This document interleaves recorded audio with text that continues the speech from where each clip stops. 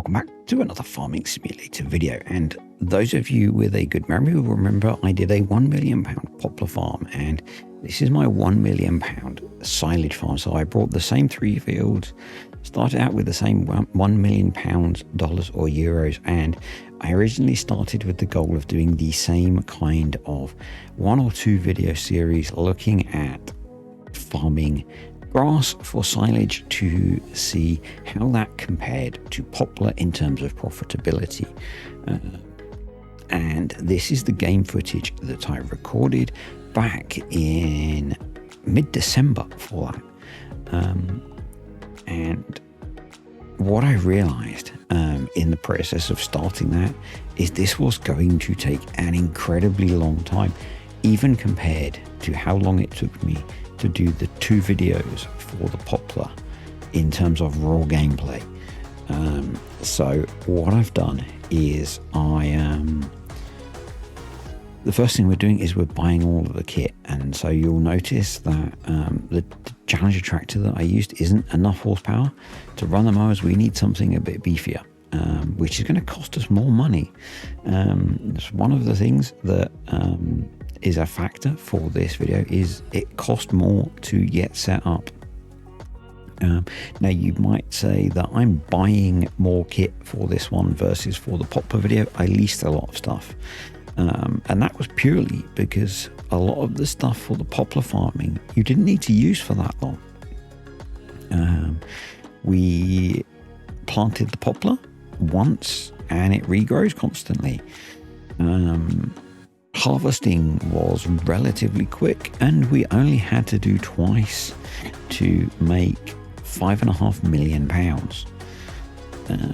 With this, planting is quite quick, and you'll see that we lease the equipment to plant it. But mowing, we have to do 3 times a year. Baling, we have to do 3 times a year. And they're quite time-consuming jobs. And that's why I'm doing this video the way that I'm doing it. And so in terms of, I brought the same 3 fields, so it's the same pieces of land, so that there is a comparable area being farmed. And I'll talk about time, because that was one of the factors as to why I've done this differently. And basically, I worked out, so there is the bug with grass, and let's talk about that. So at the moment, you can cut the grass at the first harvest ready stage, and you get the same amount as if you waited until the second one. My interpretation of that is the giants are not correctly applying the half scale you should get at the first one. Rather than, I think some people are interpreting it as you're not getting as much as you should on the second harvest state. I'm interpreting it as you're getting too much on the first one. So the way I am going to present the data is as if we could only get 2.5 cuts through the year, rather than the 4 you can actually get. If you cut it as many times as you can probably squeeze in 4 cuts through the year. I'm counting it as you can get 2 full cuts and a half cut through the year, because that's what it should be. Honestly, with the numbers that I'm going to talk to you about, it really doesn't matter versus what we're talking about, which is comparing grass silage to poplar. Now, in terms of time, it took me about 2.5 hours to get the fields to a state where they were limed, seeded and rolled. And basically I did pretty much the same thing as I had to do for the poplar. And I don't remember how many hours it was to get that done. And I used a bigger seeder for this because you can, and you can't for the poplar, and planting the poplar was one of the time-consuming jobs. And then you'll see in a bit, I mowed and baled all 3 fields once, and that took me 3 hours to mow and bale the 3 fields. I did this before Courseplay was out, and basically I was going to have to do that 9 times to mirror the amount of time that I was playing with Poplar, and I didn't want to do that. I was looking at it taking me about 30 hours of gameplay to make the video if I was going to make it the same way, and I wasn't willing to do that. To be brutally honest, this video will make about £3, and I didn't want to work for £3 for 30 hours of my time. So we're doing it this way. And I've taken the data that we're going to get from doing this video, and I've extrapolated it. So I've done 1 cut, got the yield off of that 1 cut for a full cut, worked out what 2.5 of that would be, so what a year would be, and then assumed that over 3 years what we would get, and then compared that to what I would get from the Poplar. So I think the first thing to bear in mind is that to get to 1 cut took me 5.5 hours. To do the other 2 cuts would take another 3-6 hours. So I think I worked out that roughly it was going to take me 9 hours of grass cutting a year, plus the 2.5 hours to get set up, which was about 30 hours in total. Okay, to do the planting of the poplar and harvesting it twice took me 15 hours in total. So one, it took twice. It would have taken me twice as long to do this, and it would take you twice as long if you were playing the game to play grass silage as it would poplar. Now that might not be a problem for you. You might enjoy that, but I'm looking at this purely from a return versus time and that kind of thing. Now what we don't get is what I would have spent in terms of like leasing costs and maintenance and all that kind of thing. But again, it doesn't really matter when we get into the raw numbers of this kind of thing. So getting the fields fertilized now, and then I'm going to skip ahead to let them grow, and then we'll get them mown.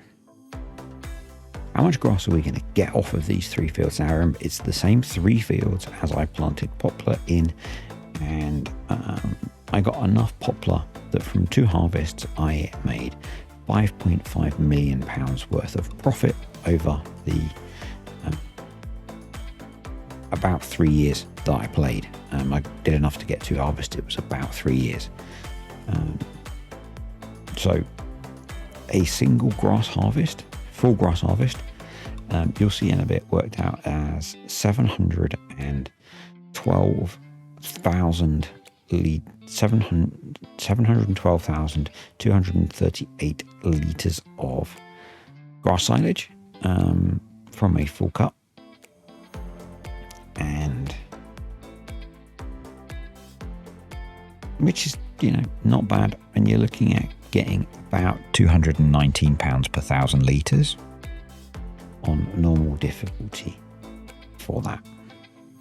That's per 1,000 litres. That means that you're looking at getting £155,000 for a full cut of silage, or £389,000 per year. Are you seeing where this is going?